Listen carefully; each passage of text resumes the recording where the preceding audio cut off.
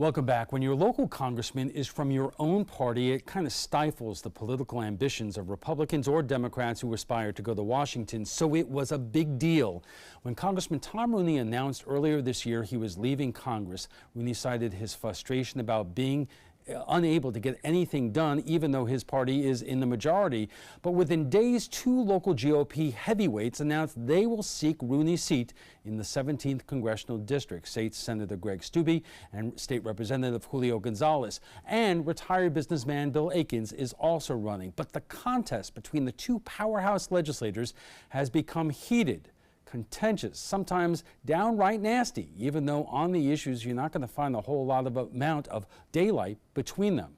Tonight, all three GOP candidates are here at the trapezoid. First up, State Representative Julio Gonzalez.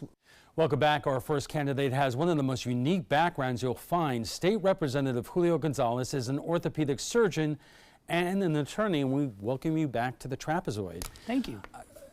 Representative, one of the fascinating things here is both you and Senator Steube have been in the legislature for a long time now. You've done a lot of things, but it seems that the top issue among you right now is who is more loyal to President Trump. Well, that's an issue that was falsely created by my opponent, Greg Steube. We've discussed this before as it relates to Republican campaigns in general. I feel very comfortable with my positions as a Republican. I feel very comfortable with my positions as a conservative, which is, I think, the single most important thing that you can be as a Republican candidate is to be strong on your conservative principles. But somehow, through deceit and out and out lies, my opponent has decided to question whether I have actually supported Donald Trump, and I have been very vocal in my support of the president. In Adam's story, there were those texts where during the campaign you were supporting Senator Rubio, right. But put that in context. I mean, you did write those things. Of course, I wrote those things back then. I think that that it was a very tumultuous time for the Republican Party. I think that a lot of us had. Many of us had different thoughts about who should be the face of the Republican Party moving forward. The tweets that my opponent puts out there were tweets that were done in March of 2016, all of them. And when Marco pulled out of the race, by October 28th, I went over my records, by October 28th, I put in a donation to the Trump campaign. So this idea, because my opponent likes to talk in present tense, this idea that I am not presently a supporter of Donald Trump and his policies, it just flies in the face of reality and speaks more to his lack of credibility than it does anything else in this race. Let me ask you this, and I've asked the same question to Senator Steube here, because on one hand, the 17th Congressional District is as red as you can make it. It is Trump country. But we're in a situation right now in Washington where Republicans in Congress are being asked to react to the president's performance in Helsinki with President Putin. And I know the president is walking back what he said the other day, but what he did say in Helsinki really kind of earned him a lot of ire by even Republicans like House Speaker Paul Ryan and Mitch McConnell. When you look at what the president said and his seeming soft spot for Russia, how do you react? I think I'm actually more surprised at the seemingly pre-contrived and rehearsed reaction by the press in criticizing him than I am by the president's actions himself. I think President Trump has displayed a pattern of kind of speaking softly in public, and then when he goes into the meetings, things happen, and next thing you know, he gets results. And I think this was another example of that. I think in watching the video, there seems to be one episode where he used a double negative, and he may have genuinely gotten confused and said the opposite of what he meant to say. But I think the most surprising thing of the reaction, of the coverage, has been the almost unison response to the very words of the press. And I think it's been unfair. Right. But the press has reported what he said there, and in fuller context, he was saying in Helsinki there may have been other people involved in the hacking, where he left the doubt, which his own intelligence community says there is no doubt. It was the Russians who interfered with the election, and as I said, Paul Ryan, Mitch McConnell, most Republicans in the Senate and many in the House took him to task for it. Right. Well, there's no question that the Russians have engaged in every type of espionage against the United States ever since I was a kid and beyond. And so it's no surprise that they would continue that effort into the virtual arena and into the hacking and electronic and digital world. Again, I don't believe for 1 second that President Trump believes that the Russians did not try to hack, interfere in some ways, at least with the campaigns, the various campaigns. And so I'm extremely confident that he knows the reality of the situation and the thought that somehow he's out of touch with what actually is happening, I think is false. So have the Russians paid a price for doing so, and have we done things to make sure that this does not happen in the midterm election? Not sufficiently, absolutely. I think if I get into Congress, I think I will.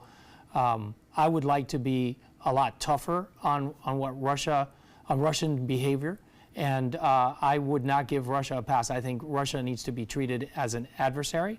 And I think to sleep on your laurels and think that by playing nice with anybody in the Russian administration that's going to give us any comfort is probably misguided. Okay, on the issues, I said earlier, you're not going to find a whole lot of daylight between you and Senator Stubbe on the issues of our times here. So what is the biggest disagreement that you have in terms of policy with Senator Stubbe? Well, he passed the bill that allowed people who are not born in the United States, brought here illegally, DACA recipients, if you will, to practice law in the state of Florida. I think that was an unconscionable bill to ever pass, and for the life of me, I don't know how you can call yourself tough on illegal immigration and pass such a bill. It isn't really, it goes far beyond, and as you know, and you mentioned in your segment, I went to law school, I studied law, and I'm a member of the bar. So I understand that a lawyer is a member of the court. It is an extension of, he's considered an officer of the court of the state of Florida. And to somehow say that somebody who is here illegally can somehow serve as a member of, as an officer of the court of Florida, to me is incompatible. Okay, we'll have to leave it there. Thank you very much, Representative. We are just getting warmed up. Our conversation with State Senator Greg Stubbe after the break. Welcome back, and joining us right now is State Senator Greg Stubbe. Senator, how goes the campaign? It's going well. Every day's a new day. It's interesting having come off a state senate primary 2 years ago in 2 counties, and going from that to 9 counties is a big challenge. I was in Okeechobee last night. Tonight I'm in Charlotte. So it's a lot of driving, and it's a lot of meeting a lot of different people. 2 out of the 3 Republicans running for the seat are well known in our area. You and State Representative Julio Gonzalez, who you served for in the House for years, but it has become a very heated contest between you and him. Now, many would say, well, that's politics, but why do you think it's gotten so nasty? I've been in, this is now my 3rd contested primary, and they all get very brutal. I mean, that's just part of running a primary race. I don't recall anybody questioning your military record before. Yeah, that's been a surprise to me too. I frankly offended that fellow veterans would try to call into question other veterans that served. I'm proud of the service that I've given to our country. I enlisted after September 11th, knowing that I would be deployed, and I was deployed in service of our country, served in Operation Iraqi Freedom as the chief of detainee operations. So every day I was dealing with terrorists who had attacked our service members, and I was in charge of whether prosecuting them or doing missions all over the northern part of Iraq. I mean, I was constantly outside the wire. So it's really disappointing that fellow veterans, I personally feel that any veteran who served in Iraq or Afghanistan was in harm's way. And that was the way it was in that war. We live in interesting times. There are also a lot of similarities between you and Julio Gonzalez. You both have A ratings with the NRA, although you received the NRA's endorsement recently. But why should voters, especially voters in the south part of this district, choose you over Representative Gonzalez? I think there's a lot of things. I have an A+ and am NRA endorsed, the only candidate endorsed by the NRA in the race. I have some national endorsements like the Family Resource Action PAC, which is a big pro-life, religious liberties organization. I've been endorsed by a veterans group called With Honor. I've been endorsed by the Club for Growth, which is a big national economic freedoms type organization. But just look at the differences in the background. I think that's very telling in this race. My family, the Stubbe family, has been in Sarasota for 4 generations. My great-grandfather retired here. My grandfather started his printing business here. My father's first job was on the Lombo Key Police Department, and then worked his way up into the Manatee Sheriff's Office to become sheriff of Manatee County. So I know this area very well, and I'm also the only candidate in this race that has an agricultural background. I was an FFA in 4-H in high school. I worked on cattle ranches growing up. My bachelor's degree is in beef cattle science, and this congressional district is one of the largest production agricultural districts in the entire nation. It's the #1 citrus producing district in the entire nation, and Citrus Mutual, which is a large conglomerate of those growers, have endorsed my candidacy. It's one of the largest cow-calf operating districts in the entire country. So having that production agriculture background and having been in this region for my family for 4 generations and me growing up here, I think it gives me a lot of experience and knowledge about how this district is different than other districts in the state. Let me ask you this, because should you win, you would be going to Washington in very interesting times. We know that the 17th Congressional District is almost the very definition of Trump country in Florida, but the president has had a rough week. Not only the NATO meetings this week, but also his summit with Russia's President Putin earlier this week, in which he came under intense criticism from including a lot of Republicans, including Speaker Ryan.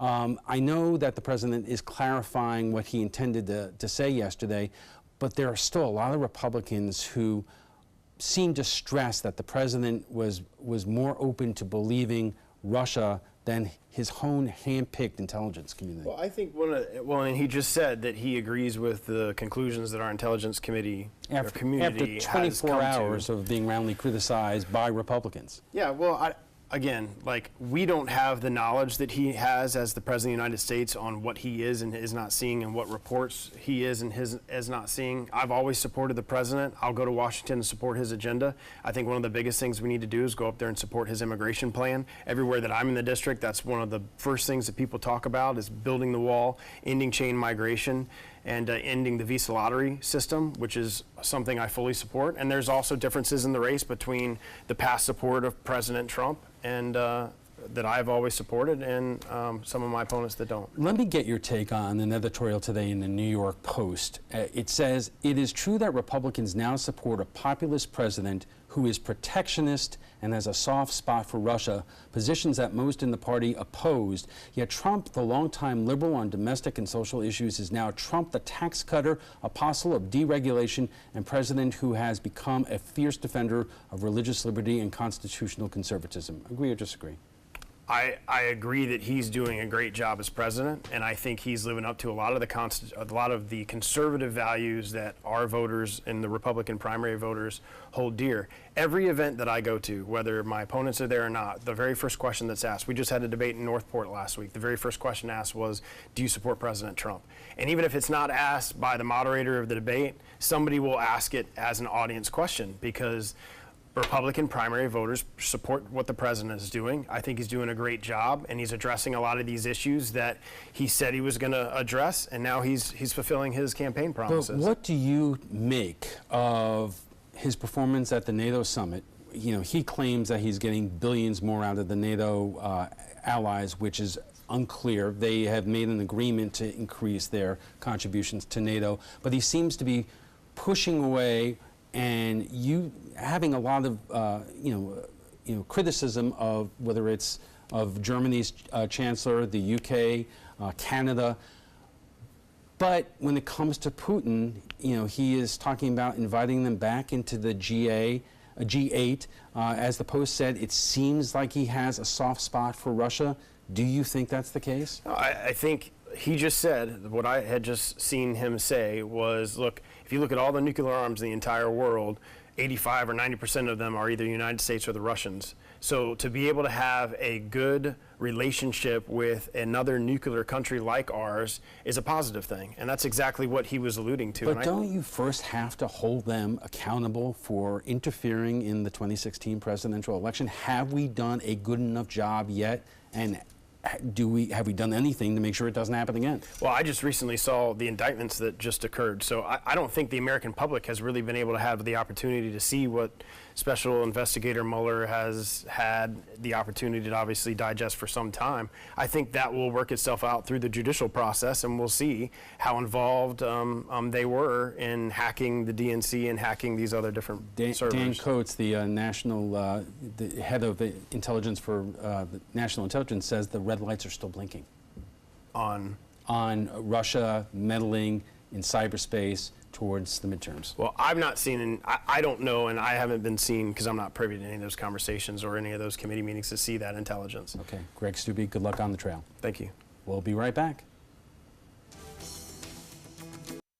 Welcome back. Our third candidate is retired businessman Bill Akins, and he joins us now. Bill, welcome to the Trapezoid. Thank you. I'm honored to be here. I want to ask you this, and I've asked the same thing to Senator Stubbe and Representative Gonzalez. I would imagine on the big issues, the three of you agree on most things, but this primary has become quite contentious between the three of you in terms of who is more loyal to President Trump, war records, other things. Amongst Republican primary candidates, why would it get so darn gone nasty? Well, I think it always does. Anytime in the primaries, everybody tends to really get fired up, and it's just the way it is, you know. We were talking, there's a huge battle between Senator Stubbe and Representative Gonzalez and yourself about who is most loyal to President Trump. Is that the biggest issue facing primary voters? I don't think that's the big issue because we're all very loyal. I mean, the minute Donald Trump come down that escalator, I was for him all the way. And I can understand Dr. Gonzalez being for Marco Rubio, and then when he wasn't there anymore, switching to Trump. It happens all the time. He was loyal to the party and to President Trump, and Stubbe has been, probably with Trump all along. So I don't think that's the big issue. Well, let me ask you this, because Republicans in Washington in both the House and Senate are dealing with situations right now, like we had in Helsinki this week, where the president met with Russia's President Vladimir Putin. And although the president has tried to clarify what he was trying to get at, he was roundly criticized by Speaker Ryan, Majority Leader Mitch McConnell, a lot of Republicans for seemingly siding with Russia over his own intelligence committee. Did that give you any pause whatsoever? No. If you stop and think, most of that intelligence stuff started back when Obama was the president. Yeah, but now we bring it forward.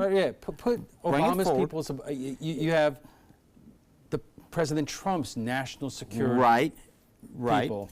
And so they've not made that full transition yet, as far as the people underneath the heads of the organization. But you know what? President Trump, I don't need to defend him. He can defend himself.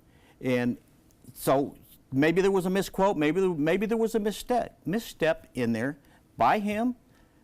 He wants to be friends with Russia. I know that. It's better to be friends with a power like that than enemies. Behind the scenes, there are all of those sanctions that he's got going on. So I don't think he is secretly in love with Putin, but I think that he's trying to bring things to a good relationship. And that takes sometimes a little twist and turn here and there.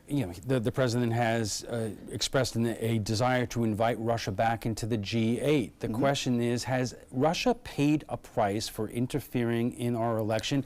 And have we done everything that we should to make sure it does not happen in the next midterm?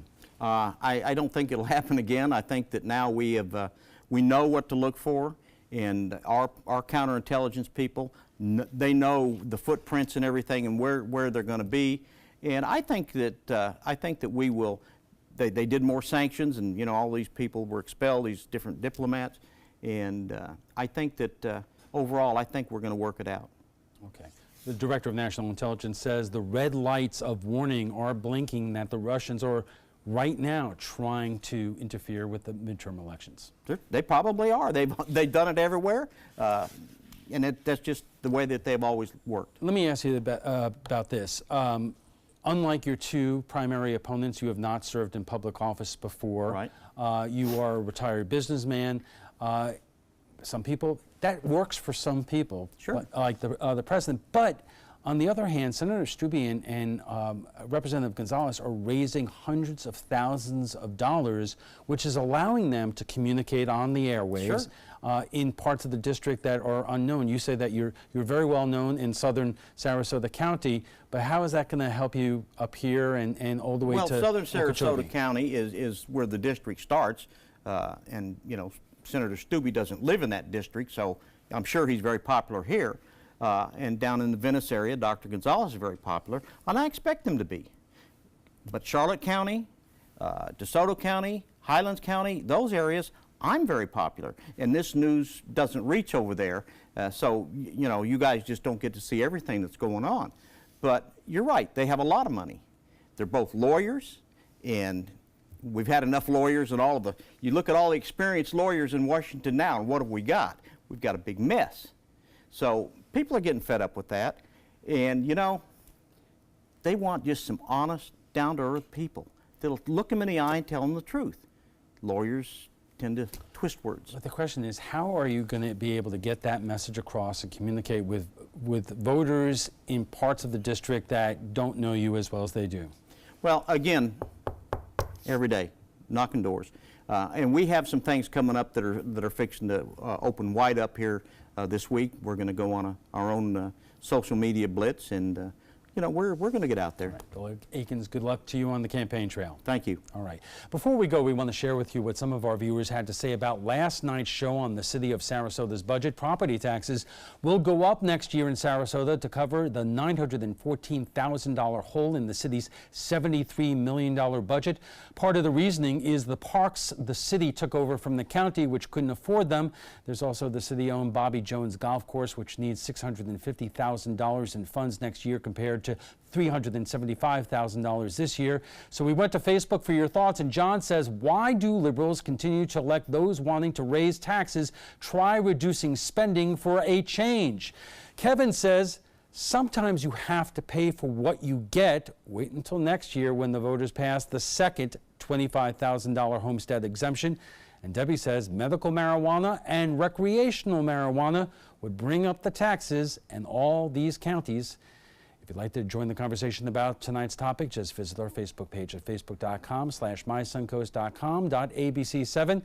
When we want to thank all our guests for being here tonight: Julio Gonzalez, Greg Stubbe, and Bill Akins.